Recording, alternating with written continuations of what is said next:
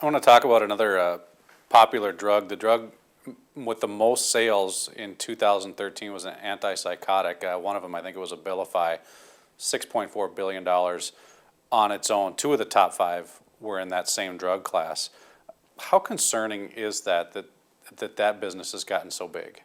Well, it's extremely concerning, and if we take it back a step, if we drill it down a little more, what's of greater concern is that these drugs are on the rise. Now, we must assume that they're being prescribed prudently and that doctors aren't just willy-nilly prescribing these things, but the patients are presenting with real symptoms in real time that are bothering the patient.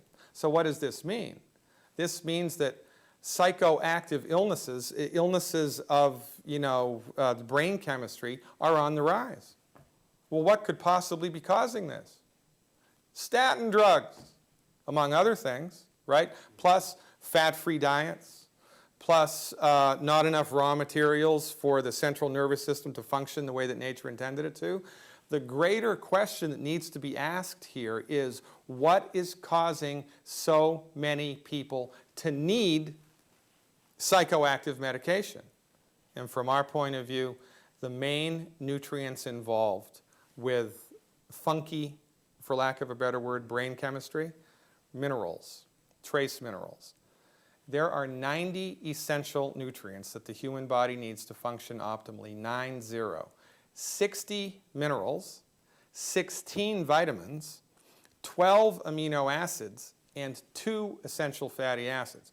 The lion's share are minerals, and things like calcium, selenium, zinc, sulfur, right? And then strange, peculiar trace minerals like europium and vanadium and chromium and molybdenum that most people have never heard of. The body needs minerals in order to have healthy, optimized brain function, right? I mean, it needs minerals for everything. Linus Pauling, 2-time Nobel Prize winner, Linus Pauling. One of his most famous quotes was, "You can trace every chronic disease back to a mineral deficiency." A mineral deficiency. So the funny thing about minerals is, and this is one of my specialties, this is one of the areas of medical nutrition that I know a lot about and have tons of clinical experience with. Minerals are only found in the soil. Animals cannot make minerals. Plants cannot make minerals, right? If plants could make minerals, we could bioengineer lettuce to make gold, right? We'd all be rich. But a cow's body can't make calcium. Well, where does a cow get calcium from? Well, a cow gets calcium from eating grass that was grown in soil in which there was calcium. Now, if there's no calcium in the soil, or 10% of what should be there, there's going to be no calcium in the cow's body, or only 10%, and so forth and so on. It all goes back to the soil. Because the soil is minerally deficient, our bodies are minerally deficient. And this is getting bigger and bigger and bigger and bigger and bigger and bigger and bigger because of two things. Number one, modern agricultural methods have removed the bacteria that are in the soil. The bacteria that are in the soil digest the minerals that are in the soil, and then the plants suck up the digested minerals, and then we eat the plant, right? Okay. So because of modern agricultural methods with pesticide use, extreme pesticide use, the soils, the bacteria that live in the soils are being killed, so even if the minerals are in the soil, which they're not, the bacteria aren't present to digest them, and the plant is going to be minerally deficient. If the plant is minerally deficient, guess what?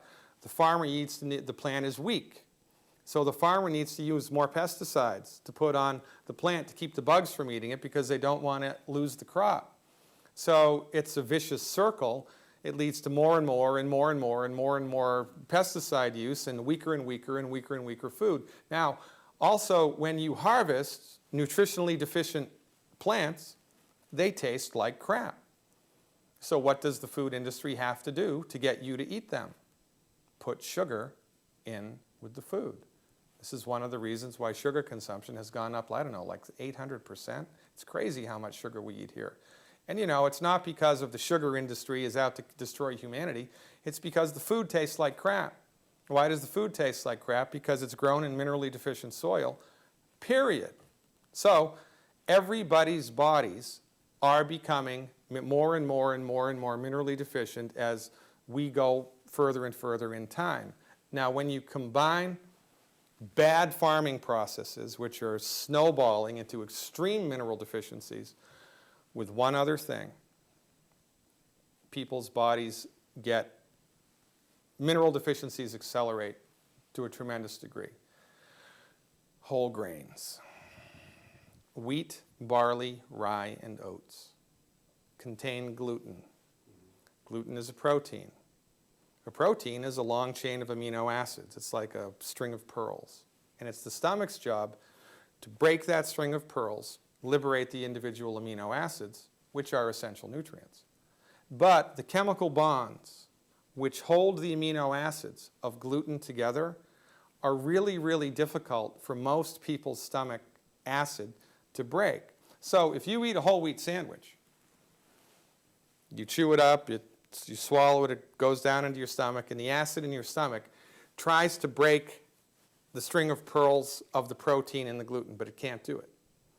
So now, instead of individual amino acids tumbling through the small intestine, which is the next stage of digestion, you get these big, complicated architectural strings of proteins, undigested protein. Now, your small intestine's job is to absorb the nutrients that your stomach has just turned into liquid into the bloodstream. And your small intestine does that through tiny tissue called villi. They're like octopus arms. And the job of the villi is to grab onto a nutrient and bring it into the bloodstream, right? Well, when the villi attempts to grab onto an individual amino acid, no problemo. But when the villi attempts to grab onto a long, complicated chain of unbroken amino acids, they become destroyed or they become inflamed. Now, it's the villi's job to absorb nutrients, which leads to one of life's greatest ironies. The more whole grains you eat, the harder it is for your body to absorb the nutrients that your stomach just digested. So not only are the foods minerally deficient because the soils are minerally deficient, but your body's ability to absorb what little nutrition there is in the food is extremely compromised because you listened to General Mills, Procter & Gamble, Monsanto, and the people that make the food. It's a bad idea to let the people who make the food give you advice about what food to eat.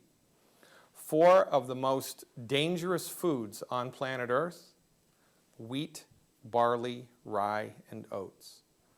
My recommendation for everybody 100% across the board: stop eating these foods completely for 4 weeks in a row. 4 weeks. 4 weeks in a row. 28 days. Then on day 29, eat a lot of gluten. Have pancakes for breakfast, have a sandwich for lunch, have cookies and crackers, have pasta for dinner, and see how you feel. And as God is my witness, if you make it to lunch without something bad happening, I'll eat my hat. This is one of the most overlooked net negative health things in the country right now. This is a deadly combination of not enough minerals in the food, period, and then interrupting your body's ability to absorb what little nutrients there are. And this is why chronic diseases are accelerating, like autism, right? We believe autism is caused by bad nutrition in the blood of the pregnant mother. As the fetus is developing, it needs raw materials to make a brain, make a heart, make a liver, make a kidney. You can't make that out of pixie dust and air. The body needs 90 essential nutrients, 60 minerals, 16 vitamins, 12 amino acids, 2 essential fatty acids. But they're not in the blood of the mother because she's eating whole wheat cereal and skim milk and margarine and is avoiding salt like the plague. So from the proper perspective, with all of the data points, it all starts to make sense. But because the MDs are trained in an old-fashioned, outdated, archaic, dangerous understanding of the human body, they completely miss all of the most important things. So their job, again, is not to fix the problem. You know, you can't fix a nutrient deficiency disease with a drug. You can manage it which is better than suffering from the disease, I guess. But it's better, don't you think, especially in the United States of America, to try to get to the root cause of what's causing the problem and fix it? And that's what we do. That's what the naturopathic profession does. And on my website, I have a membership site on my website. I have over 100 hours of archived health webinars that people can have access to as a member of my website that talks all about this stuff at length. You know, there's one of the most famous Old Testament sayings, my people are destroyed by lack of knowledge. Well, simple things that people can learn can make all the difference in their lives. And you know, that's why I have a radio show. That's why I lecture as much as I do, and that's why I'm with you here right now. And by the way, I really want to give you a shout out and your company a shout out. People are suffering, and there has to be a reason, and the MDs don't have the answer. There is an answer, but the answer exists in this domain. And this is why what you are doing is so very important.